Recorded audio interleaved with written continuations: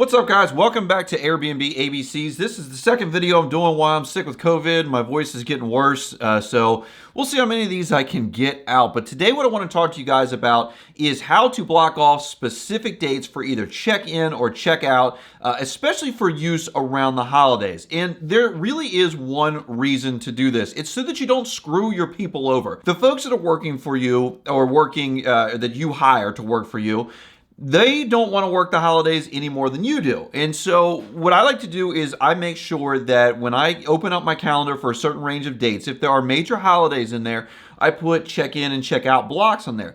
The dates that I do every single year are Thanksgiving, Christmas Eve, Christmas Day, and Easter, because I think that those are days that you need to be able to be with your family and not be cleaning my cabin and doing anything else. These days to be with your family. I think a couple times I've done the 4th of July, and I've even asked my cleaners, what other days, if any, do you not want to have to come and clean my cabins? Now, it may not make any difference because the other cabins that they clean, they might still have to go do those because they're not as considerate as I am, but that is what I'm going to do and feel good about running my business and how I treat people. The other reason that you're going to want to block these out is because if you have the same mindset as me, that people should be home with their families, you mess up and you don't put any blocks on there, and someone books up until the 24th, so you have a checkout on Christmas Eve, you're going to need to block the 25th so that your cleaner doesn't either have to work on the 24th that night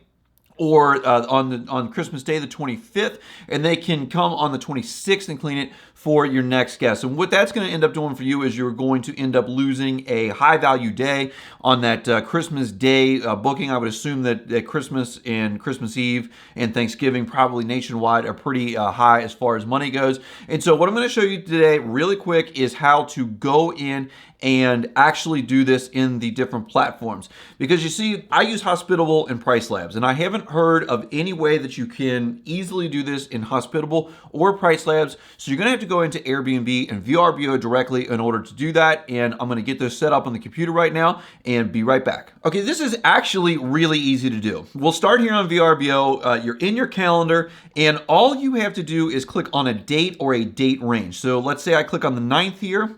It pulls up this advanced settings menu here. It's got, booking blocks, rates, discounts, blah, blah, blah. But we want to go to the advanced settings thing. And it looks like I've selected more than one because of the way the cursor goes, but I've only actually clicked on the 9th. You go into advanced settings, and it's going to bring up the days of the week that are that you have highlighted, that you have selected. And it's going to say, can you check in or check out on these dates? And all you have to do is click that simply like that, and that will make it so that they can't check in. If you click this, it will make it so they can't check out on the Wednesday of the date ranges that you have selected. This isn't every single Wednesday in the calendar year, only on the date ranges that you have selected. You would go down here and hit save, and it would be saved, and that will not let people check in or check out. If you select a date range, like you select the 9th to the 12th, and you go in and do the same thing, you'll now see that there's just more days available for you to select here and choose which one of these you want to make check in or check out. So from there, we will go to Airbnb. This is the exact same property.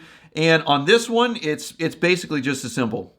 You go in here and we'll select again, is that October?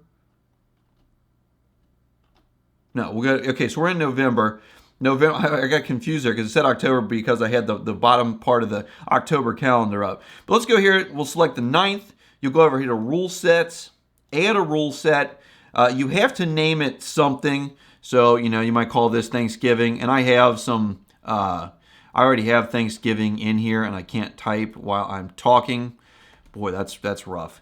And you'll go down here and you can select all these different things that you can customize in this particular thing. But what we're looking at for here today is check in and check out dates. And this is one where you have to remember which days of the week that you want to have check in and check out, because for some reason it doesn't block them out. I can't remember actually what day of the week the 9th was. What was it? That was a Wednesday.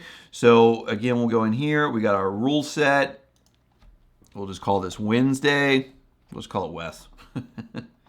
And then you'll come down here, check in, check out days, hit Wednesday, can't check in on that day, hit Wednesday, can't check out.